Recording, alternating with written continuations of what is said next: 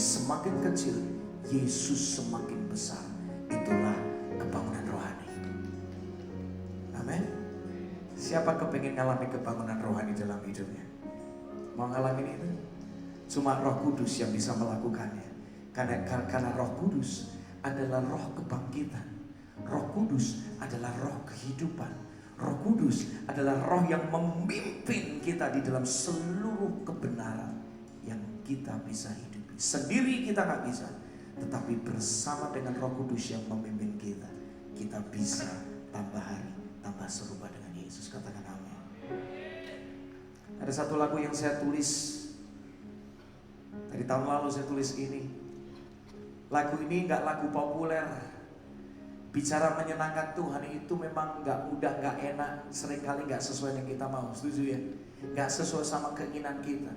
Keinginan kita pengen bales, tapi firman Tuhan ngomong ampuni, lepaskan orang itu. Benar?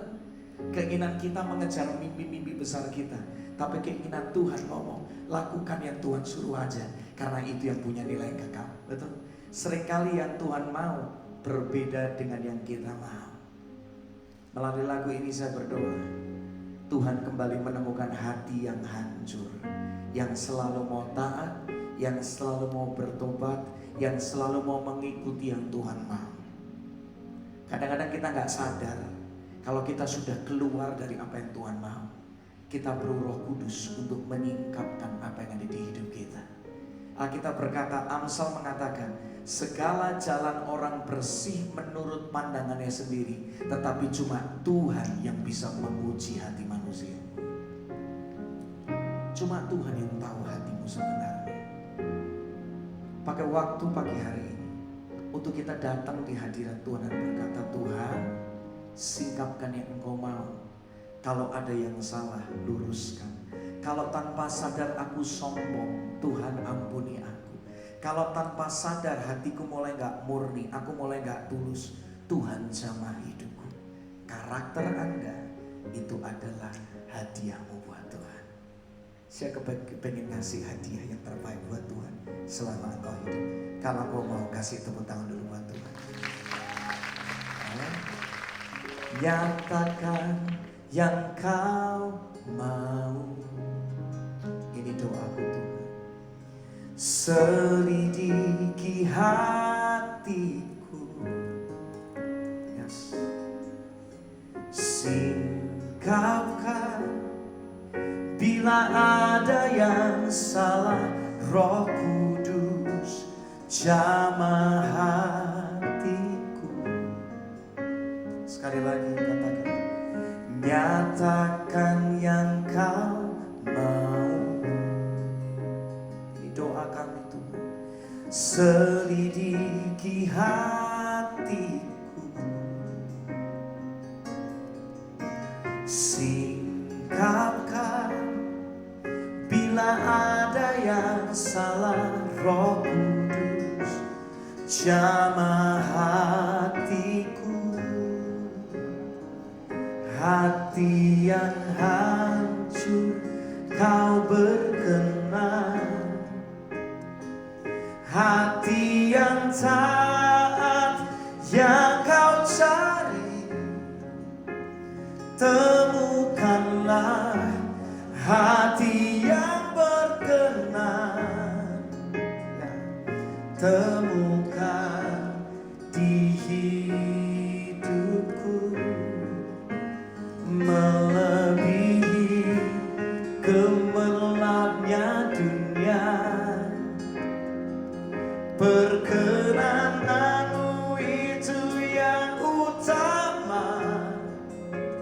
Ku mau taat, ku mau bertobat, menyenangkanmu tujuan hidupku.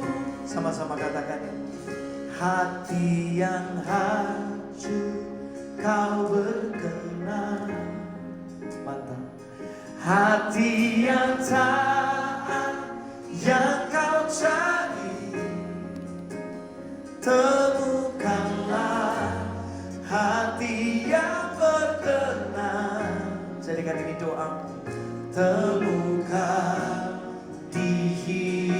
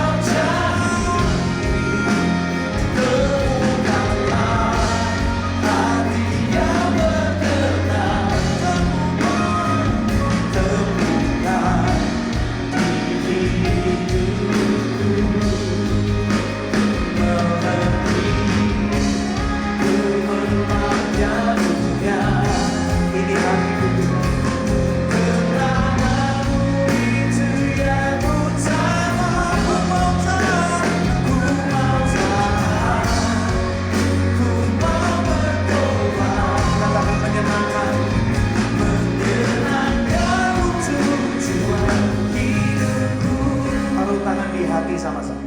Hati yang hancur kau berkenan. Mumpung ada kesempatan bertobat hari ini. Mumpung ada kesempatan taatlah hari ini sebelum terlambat. Hati yang berkenan, katakan temukan di hidupku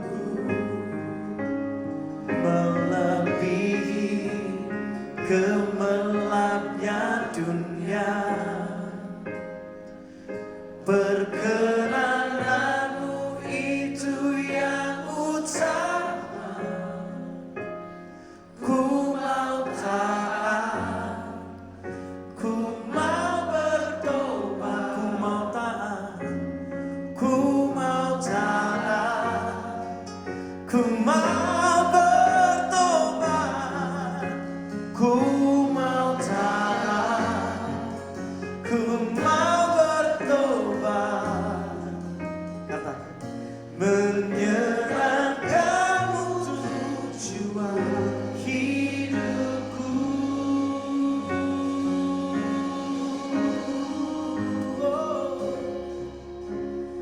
Mengikut Yesus, itulah kesukaan hatiku. Ku lepas semua aku untuk mengenal kehendaknya. Di hidupku mengiring dan mengiring Yesus. Itulah kekuatan hidupku. Nyanyikan sama-sama. Ku yakin anugerahnya mampu jadikan. Katakan hamba yang berkenan. Katakan mengikut Yesus. Itulah kesukaan hatiku.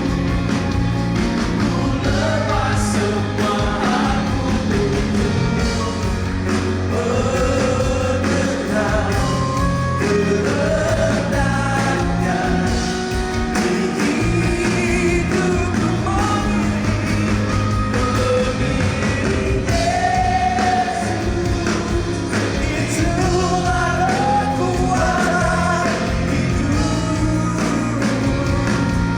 Ku yakin anugerahnya mampu jadikan hamba yang berkenan. Sekali lagi sama-sama kan. Mengikut Yesus, itulah kesukaan hatiku.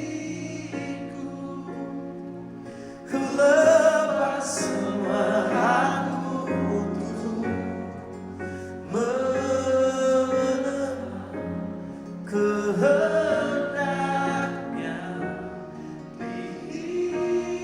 Lawat kami Tuhan, lawat kami. Mengiring Yesus, itulah kekuatan. Sampai akhir, mampukan kami Tuhan mengiringmu. Ku yakin anugerahmu ada bagi kami. Jadikanku hamba yang berkenan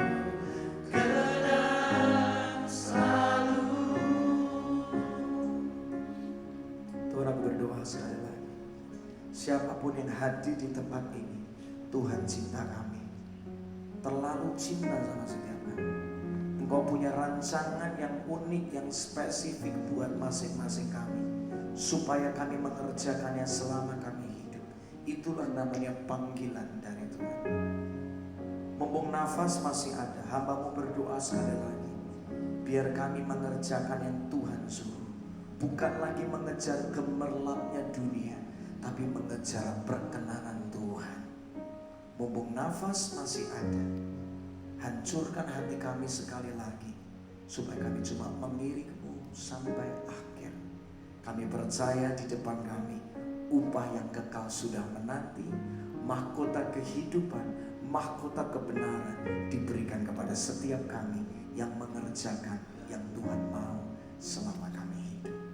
Ubah cara pandang kami, supaya kami gak melihat hidup ini dengan cara pandang manusia, tapi ubah cara pandang kami, supaya kami bisa melihat hidup ini dari sudut pandang pencipta kami. Nyatakan pribadimu lebih lagi. Sepanjang hari ini berkati sesi demi sesi. Setiap sesi penuh dengan lawatan Tuhan di sana. Setiap sesi terjadi pertobatan di sana. Setiap sesi kemuliaan Tuhan dinyatakan di sana. Kami rindu mengalami Tuhan secara pribadi, bukan dari kata orang. Nyatakan pribadimu bagi setiap kami. Mengikut Yesus, itulah kesukaan kami. Mengiring Yesus, itulah kekuatan hidup kami. Anugerah-Mu memampukan sampai nafas terakhir. Sekali Yesus, selamanya Yesus. Terima kasih Tuhan, dalam nama Yesus yang siap untuk mengalami kebangunan rohani sepanjang hari ini dan sampai selama-lamanya. Katakan sama-sama, amin. Kasih tepuk tangan paling dahsyat. Silakan duduk kembali Tuhan.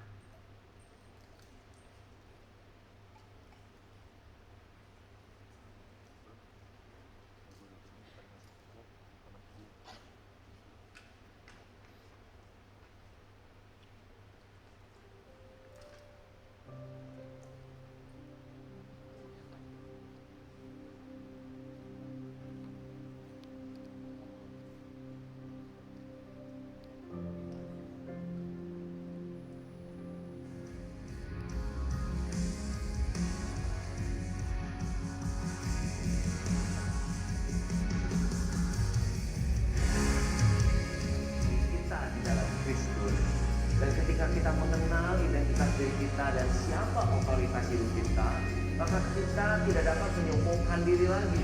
Kita menjadi belajar.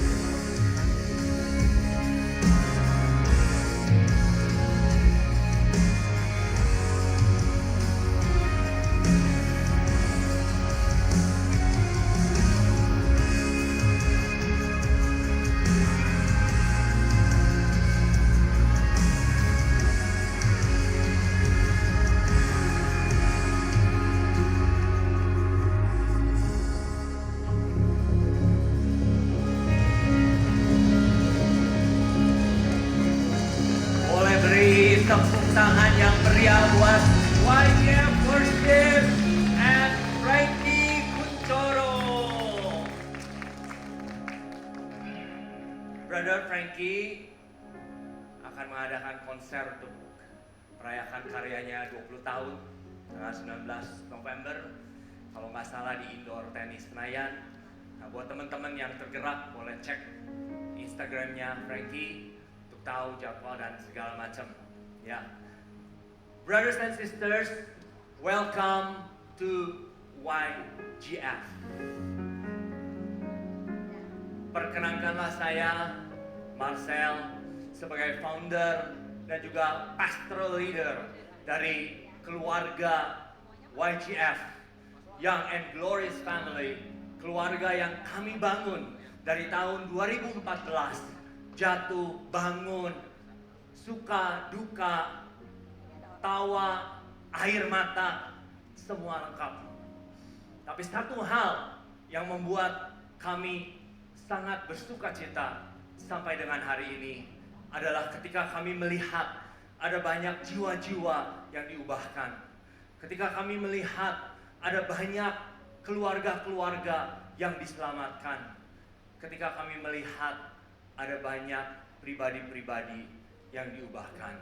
So, we welcome you to our family, YGF. And today, hari ini adalah kali kedua kami mengadakan Revive. Tahun 2018 kami mengadakan yang pertama, lalu ini adalah kali kedua. Dan di kali kedua ini, kami mengambil tema The Way.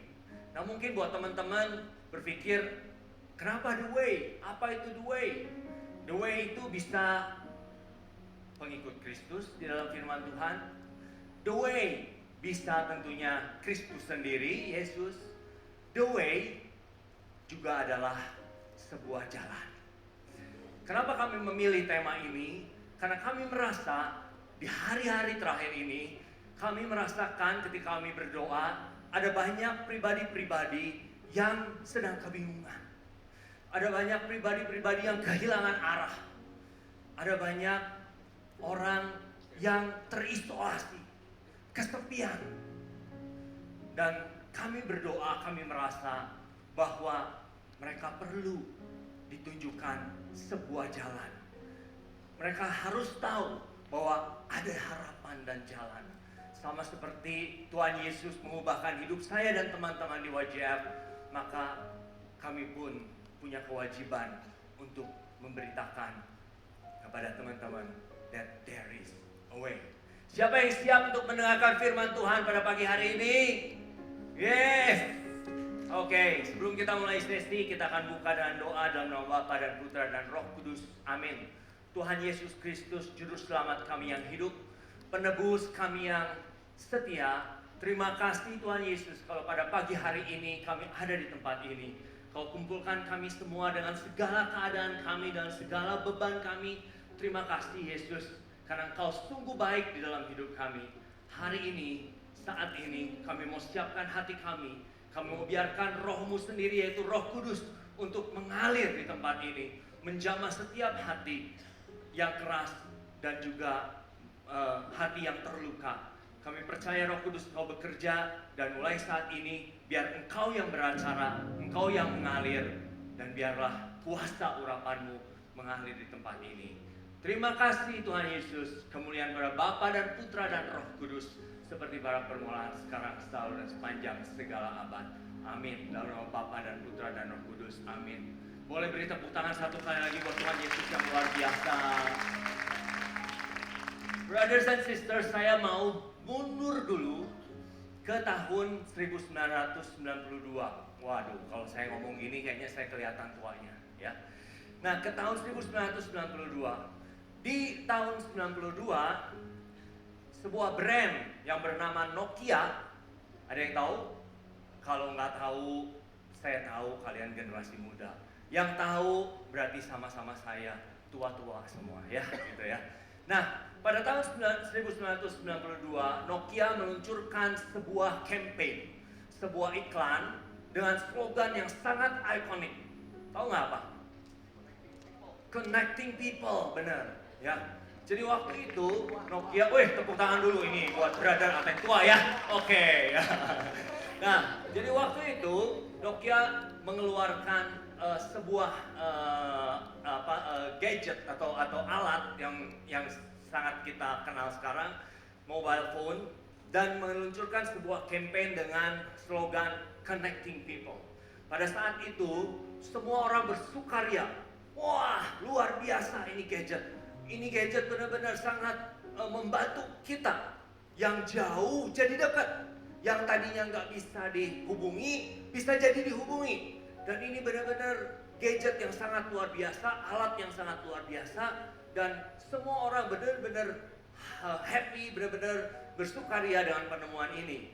Dan akhirnya waktu berjalan sampai dengan bertahun-tahun, dan hari ini ternyata hari ini kita mendapati sebuah alat yang dulunya connecting people, membuat orang sangat-sangat bersukaria karena menghubungkan manusia atau orang-orang, hari ini menjadi sebuah alat yang distancing people.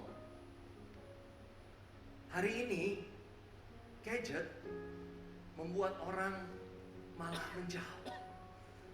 Banyak orang terisolasi, asik dengan dunianya sendiri. Dan bahkan WHO menyatakan loneliness is the silent killer.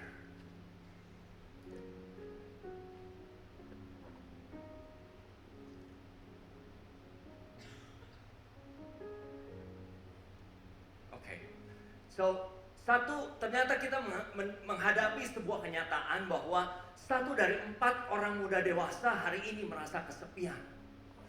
Survei di 142 negara menyatakan 24% umur 15 tahun ke atas mengalami kesepian.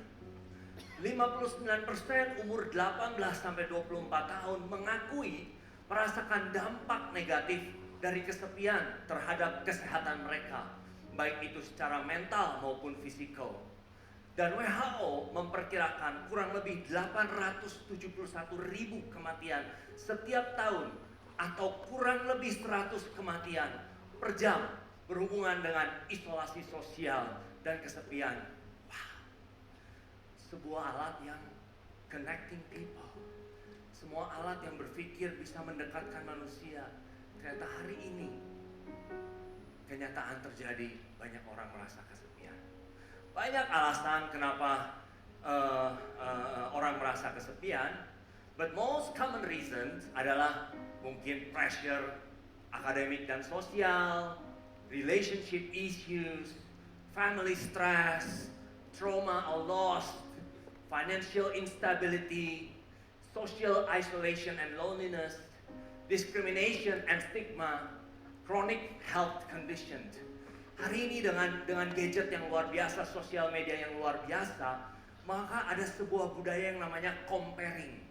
Mulai banding-banding. Lihat, wah kayaknya hidupnya enak, wah dia punya ini, kok saya nggak punya. Akhirnya itu jadi beban. Ya. Lalu lihat lagi, oh iya, belum lagi ketika kita nge-post sesuatu, mungkin ada komen-komen dari netizen yang luar biasa.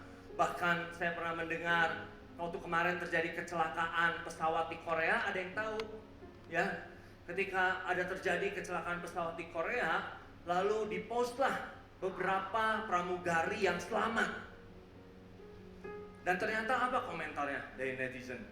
Kenapa nggak lu ikut mati aja sekalian? Wow, lu nggak punya empati sama yang mati. Kok lu bisa selamat, yang lain mati? Kok nggak punya empati, nggak punya simpati? Kenapa nggak mati aja sekalian? Saya bayangkan itu yang selamat itu kayak gimana?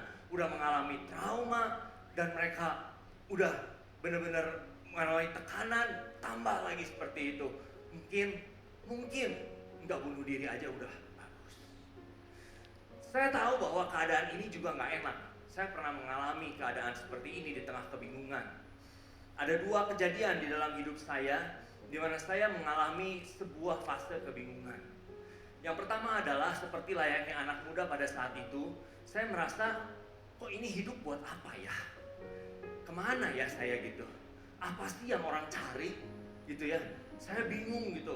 Kenapa sih orang tuh hidup di dunia ini mau apa sih gitu ya?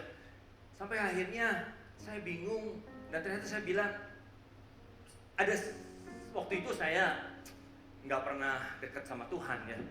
Tapi waktu itu tiba-tiba saya dapat seperti hikmat gitu. Oh ternyata orang hidup di dunia ini cari kebahagiaan. Lewat materi, lewat kedudukan, lewat relationship, lewat apapun. Tapi ujungnya manusia itu cari kebahagiaan. Tapi is that enough? Is happiness enough? Dan ternyata saya ngerasa kok kayaknya nggak cukup. Nah, Waktu dulu saya seperti selayaknya orang Katolik pada umumnya, saya punya Alkitab rapi banget di rumah. Saya nggak pernah baca Alkitab. Saya termasuk golongannya mungkin bukan Thomas, mungkin yang lain murid-muridnya ya. Berbahagialah engkau yang yang percaya tapi tidak melihat. Jadi saya percaya aja walaupun nggak lihat firman Tuhan. Ya, saya percaya aja gitu ya. Jadi saya nggak kenal firman Tuhan, saya nggak tahu. Ya, tapi ternyata tiba-tiba ketika saya merenung, ada satu suara yang berkatakan, akulah jalan, kebenaran, dan hidup. Tidak ada seorang pun yang dapat masuk ke dalam rumah Bapa kecuali melalui aku. Saya nggak tahu itu firman Tuhan. Saya cuma taunya jalan, kebenaran, hidup. Mana ya? Tuh, saya nggak tahu. Saya nggak pernah tahu. Ya. Nah ternyata di fase yang kedua dalam hidup saya berjalan. Di fase yang kedua dalam hidup saya, maka saya mengalami sebuah persoalan finansial yang berat. Dan orang-orang di sekitar saya mengatakan, kamu nggak punya masa depan, kamu masih muda sayang, nggak punya masa depan, dan nggak ada jalan buat kamu. Tapi ternyata ada satu orang yang mengatakan gini sama saya, nggak ada jalan lain, Marcel, kecuali jalan Tuhan. Kamu harus berbalik sama Tuhan. Nggak ada jalan lain. Di situ saya baru ngerti, oh ini yang Tuhan maksud, bahwa akulah jalan, kebenaran, dan hidup. Dan nggak ada jalan yang lain selain melalui Dia. Tapi waktu saya belajar firman ini, yang luar biasanya, di dalam firman ini Yohanes 14, yang pertama, pada saat itu, murid-murid sedang kebingungan. Mereka bingung karena Yesus sudah ngomong, aku akan pergi, gitu ya. Aku akan pergi, aku akan meninggalkan. Dia mulai bingung, gimana kalau gurunya pergi, gimana kalau Yesus pergi. Dan ternyata waktu di dalam kebingungan, Tuhan Yesus nggak langsung bilang, akulah jalan, kebenaran, dan hidup. Langsung dia bikin statement. Atau dia bilang apapun gitu ya. Dia ngasih nasihat dan segala macam. Enggak. Tapi ternyata di ayat ini, di ayat 1, Tuhan Yesus bilang pertama kali, janganlah gelisah hatimu. Percayalah kepada Allah juga kepadaku. Jadi waktu Yesus tahu keadaannya, Yesus mengerti apa yang dihadapi, maka dia nggak bicara teori, dia nggak bicara dulu tentang statement ataupun solusi. Tapi yang paling pertama yang Yesus tahu berikan adalah don't be worried. Jangan gelisah, jangan gelisah. Jadi kalau hari ini ada teman-teman yang sedang mengalami kesulitan, kalau hari ini ada teman-teman yang mungkin ada di dalam situasi yang membingungkan, kasih tahu kanan kirinya, jangan gelisah. Jangan gelisah. Kasih tahu, jangan gelisah. Itu dulu yang Tuhan Yesus. Pertanyaannya mungkin teman-teman bilang, kenapa Yesus? Emang nggak ada jalan lain? Bagi saya nggak ada. Dia katakan di dalam Yohanes 14 ayat 6, I am the way, I am the truth, I am the life. Bapak Ibu Saudara yang kasih, kalau di dalam Alkitab atau firman Tuhan ada kata I am, berarti itu adalah penting. Jadi Yesus katakan ini penting. This is a very bold statement. Dia bilang, I am the way, I am the truth, I am the life. Bukan I know the way, I know the truth, I know the life. No.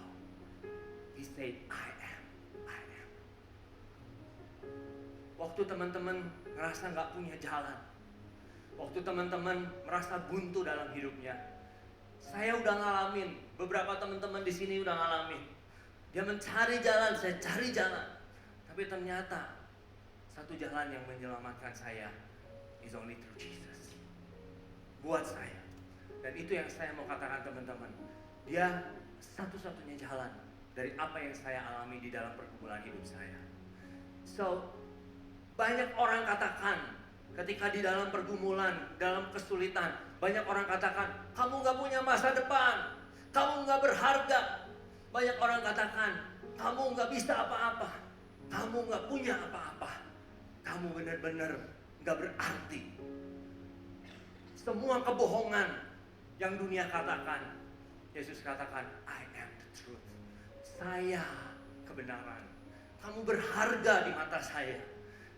You are my beloved. Kamu yang saya kasihi. Aku punya masa depan, hari depan yang penuh harapan buat kamu. Don't lose hope. Jangan hilang harapan. Itu akan mematahkan semua kebohongan-kebohongan yang teman-teman dengar dari dunia. Waktu teman-teman ada di dalam keterpurukan, teman-teman beberapa kali mungkin, karena di tempat kami ada satu orang yang berpikir untuk bunuh diri berulang kali. Teman-teman berpikir di dalam suatu kesulitan, teman-teman pikir gak punya hidup. Buat apa hidup? Lebih baik mati aja. Saya hidup keadaan seperti ini. What for? Yesus bilang, I am the life. Aku hidup. Don't worry, I am the life. Aku akan datang kasih kamu kehidupan dan harapan. Dan bukan cuma kehidupan, tapi hidup yang berkelimpahan. Amin. Beri tepuk tangan yang luar biasa buat Tuhan Yesus. Tapi kan itu Yesus 2000 tahun yang lalu. Dia nggak tahu dulu ada mental health. Hari ini kan gua ngalamin mental health. Nggak ngerti Yesus dulu. Dia nggak tahu problem saya. Dia nggak tahu penderitaan saya. Dia nggak ngerti apa yang saya hadapi hari-hari ini. Persoalannya beda bro, 2000 tahun yang lalu dan hari ini. Brothers and sisters, bahkan jauh sebelum dia disalibkan, bahkan jauh sebelum dia dilahirkan, dia sudah dinubuatkan untuk mengalami penderitaan sama seperti yang kita alami, bahkan lebih dari yang kita alami. Di dalam Yesaya 53 ayat 3, saya ambil dari terjemahan ESV. He was despised and rejected by men, a man of sorrows and acquainted with grief. Dan kata Ibrani sorrow itu adalah makop. Makop itu artinya mental suffering or mental pain. Dan kata Ibrani dari grief adalah koli. Koli adalah mental pain and sickness. Bahkan jauh sebelum dia dilahirkan dan disalibkan, Yesus sudah dinubuatkan untuk mengalami penderitaan, mental health, mental suffering, mental pain. Buat apa? Supaya dia bisa merasakan apa yang kita rasakan. So brothers and sisters, on the cross, Jesus suffered in every way. Mentally, emotionally, relationally, physically, and spiritually. It was an experience of holistic and traumatic suffering. But it is through his suffering on the cross that he brings healing to our brokenness and suffering. Ada yang hari ini di antara teman-teman yang mau tukar tempat sama Yesus pada saat itu. Kalau teman-teman berpikir hari ini you're suffering, you're struggling, your problem, Yesus gak bisa mengerti. Kalau hari ini teman-teman merasa bahwa apa yang teman-teman hadapi merasa lebih berat daripada apa yang Yesus alami, try to exchange place with Jesus on the cross. Dia ngalamin di atas kayu salib. Waktu dia merasa Bapa yang meninggalkan dia, dia bilang, Elai, Elai, lama sabachthani. Dia merasa ditinggalkan, dia merasa diabaikan, dia dihina, menderita. Saya tahu, saya yakin ketika dia ada di atas kayu salib, begitu dia mental suffering, penderitaannya tak terbayangkan. So brothers and sisters, kalau hari ini Teman-teman merasa ada sesuatu yang teman-teman sembunyikan di dalam, yang gak mau orang lain tahu. Teman-teman mungkin ada yang mengalami KDRT. Teman-teman mungkin ada yang mengalami luka yang dalam. Teman-teman gak mau orang lain tahu. I just keep it myself. Teman-teman, today, Jesus can heal what you're hiding. And your pain is not too deep for Jesus to heal. Yesus lewat pengorbanannya di atas kayu salib.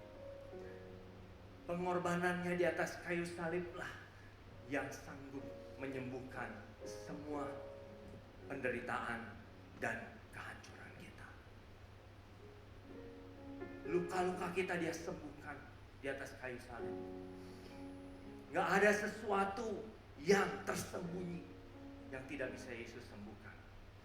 Tidak ada sesuatu yang terlalu dalam yang gak bisa Yesus sembuhkan. Mungkin teman-teman bertanya, then what should I do? Kalau saya ada di dalam situasi seperti itu, what should I do? Apa yang harus saya lakukan? Teman-teman,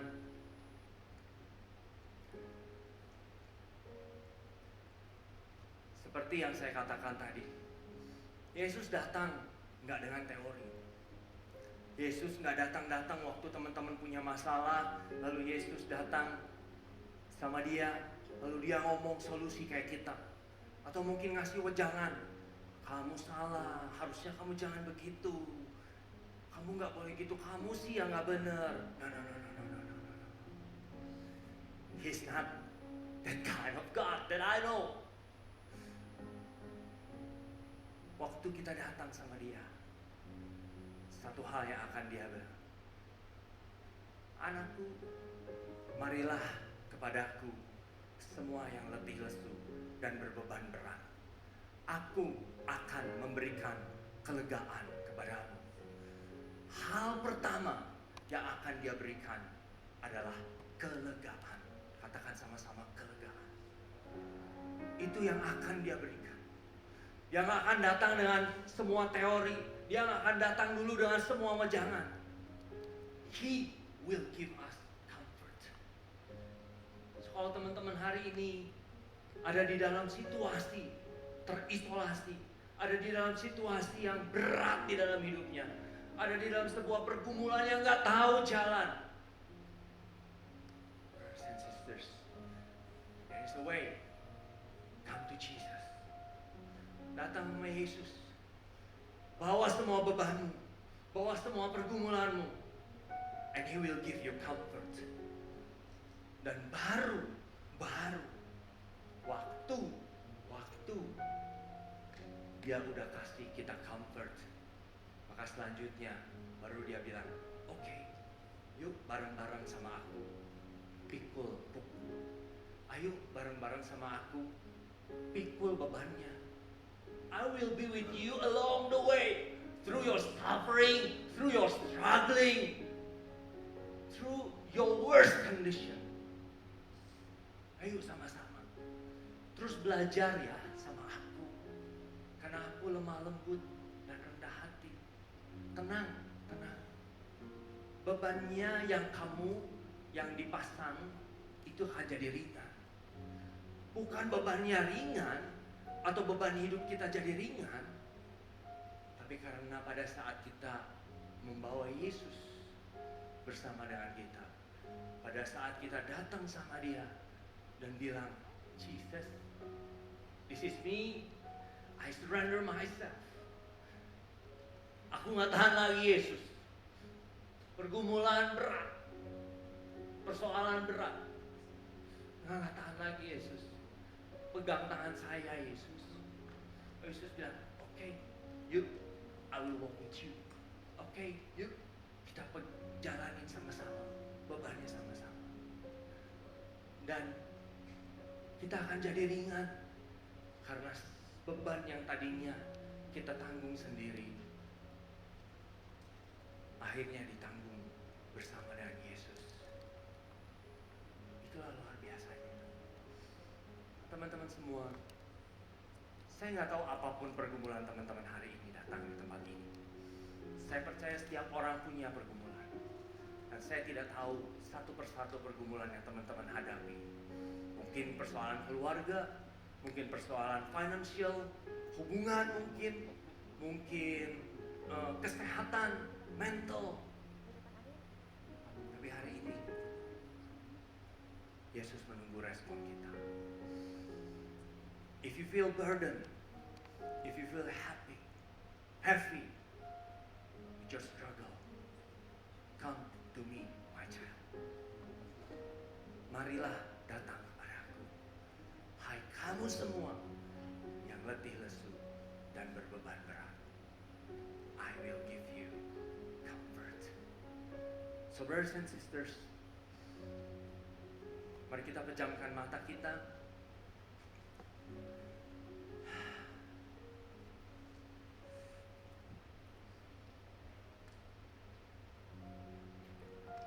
Saya nggak tahu apa yang teman-teman hadapi, tapi Yesus tahu.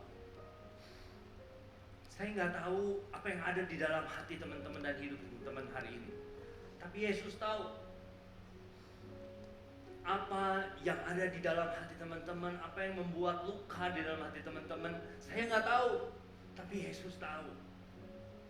And He is here today with open arms, waiting for our response. So buat teman-teman yang hari ini sedang bergumul, buat teman-teman yang hari ini mengalami kesulitan apapun itu, He offers His comfort. Come to Jesus.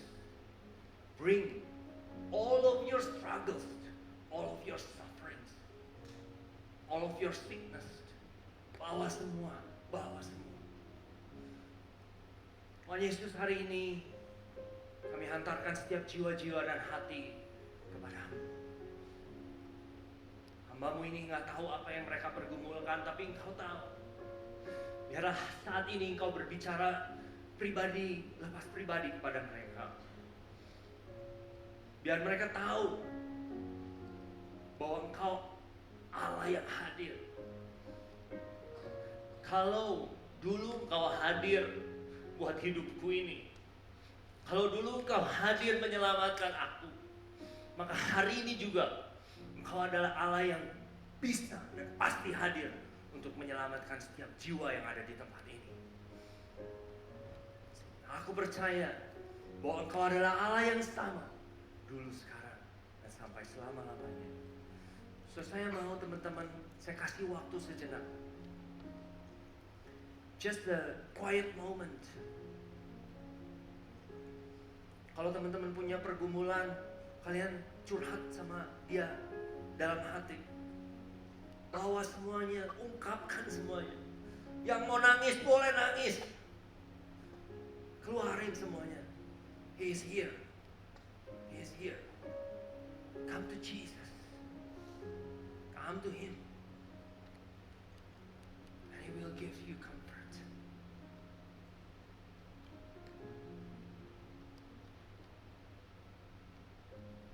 Dia tahu itu berat.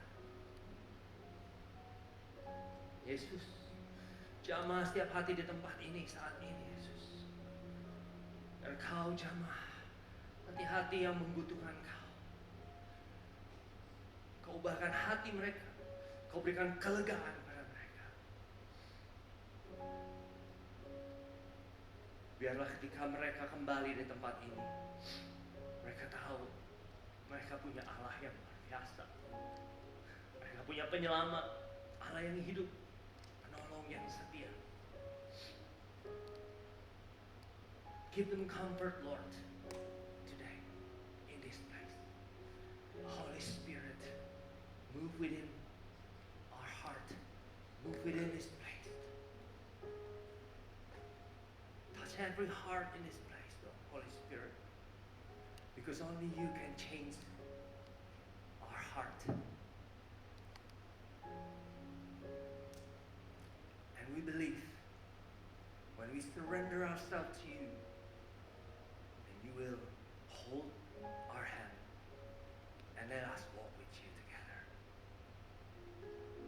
Terima kasih Tuhan Yesus buat pagi hari ini. Kami tahu bahwa perjalanan kami belum selesai. Kami tahu pergumulan kami belum selesai. Tapi satu hal yang kami tahu, bahwa kami punya Allah yang setia, yang berjalan bersama-sama dengan kami. Terima kasih Tuhan Yesus buat pagi hari ini.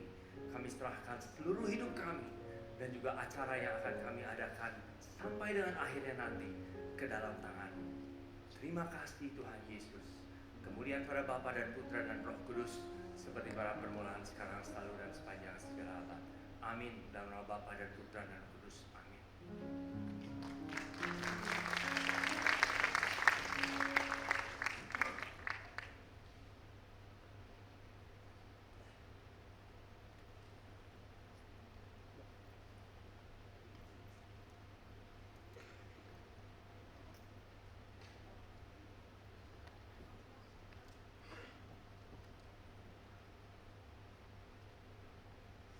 Umat yang terkasih, saat ini kita akan memasuki waktu istirahat makan siang. Untuk itu, setiap dari Anda dipersilahkan untuk meninggalkan area main hall dan kembali lagi pada pukul 1 siang. Mohon untuk tetap menjaga gelang event sebagai akses keluar masuk main hall. Pada gelang event terdapat QR Code yang dapat Anda scan untuk melihat buklet acara. YGF akan mengadakan Awakening Camp pada Jumat sampai dengan Sabtu, tanggal 5 dan 6 September 2025 bertempat di Bumi Sili Asa. Untuk keterangan lebih lanjut, dapat Anda lihat pada buklet acara yang dapat Anda akses dengan scan QR Code yang tersedia pada gelang event Anda.